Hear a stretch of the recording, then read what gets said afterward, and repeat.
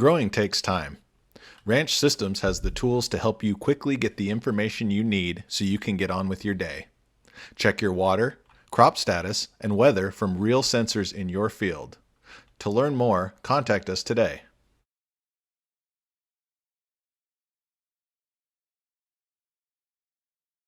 Hello, I'm Matthew Malcolm with American Vineyard Magazine, reporting to you here today from Unified Wine and Grape Symposium here in downtown Sacramento. We just had a great State of the Industry address. Jeff Bitter from Allied Grape Growers was on that panel. And as always, this time of the year, you release your Nursery survey report for vineyards and wanted to ask about some of the results. What are the trends that we're seeing in the industry? It looks like we've had a lot of new plantings, right? That's right, yeah. So each year we survey all the vine nurseries in the state that sell wine grapes to growers, and also in Oregon and Washington. And there's 11 commercial nurseries that pretty much cover all the vine sales. We found from our survey this year that 18 million vines were sold and planted in 2022. And some of the things that we concluded from that survey was that Sauvignon Blanc rose significantly in terms of vines planted this year, over doubling what we saw in 2021. So that seems to be the kind of the new hot variety that emerged onto the scene. In what areas is this being planted in? Primarily in areas that would be the source of grapes for wines that are like $11 to $25, kind of the mid-market, where all the growth is in the industry right now.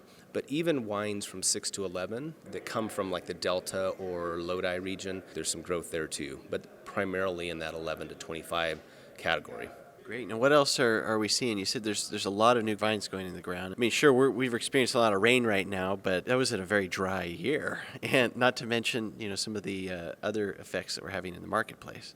Yeah, so, there's concern because we've had 3 short crops in a row of wine grapes, which has really helped us to become in balance from a supply-demand standpoint. And what we saw this year was 20,000 more acres go into the ground. Of course, you have to consider what's coming out because it's a net effect, but we are estimating we're only going to see about 15,000 acres that came out prior to the 22 harvest, and then another 15 prior to 23. So at the rate we're going, if we're planting 20 and taking out 15 a year, we're going to slowly ratchet back up our bearing acres, which we really don't need as an industry overall, because wine shipments have been flat overall. So we need to just kind of maintain production at the levels we've been at. Right. So, what would be your other advice to growers individually in this mix? Because overall, it's easy to say, like, all right, we got to not plant so much. But, from person to person, right? It's like, oh, he's talking to him, not me. Yeah, that's the disease we all have, right? We don't want to make those tough choices to remove a vineyard. Yeah. But, it's always easier, quite honestly, to take it out before you've lost money than after. And so if you have a vineyard that is a variety that's falling out of favor or is not productive or has disease pressure, maybe that vineyard's been viable because the market's been a little bit stronger the last couple of years, but longer term it's not.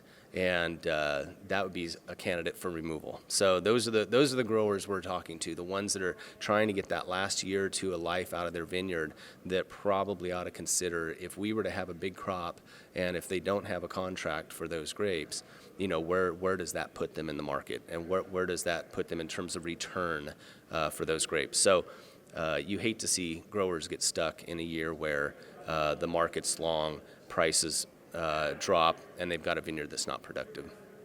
Right. Well, hey, thank you for the insights. We'll see how 2023 shapes up and read more about it in American Vineyard Magazine. I'm Matthew Malcolm, CaliforniaAgNet.com.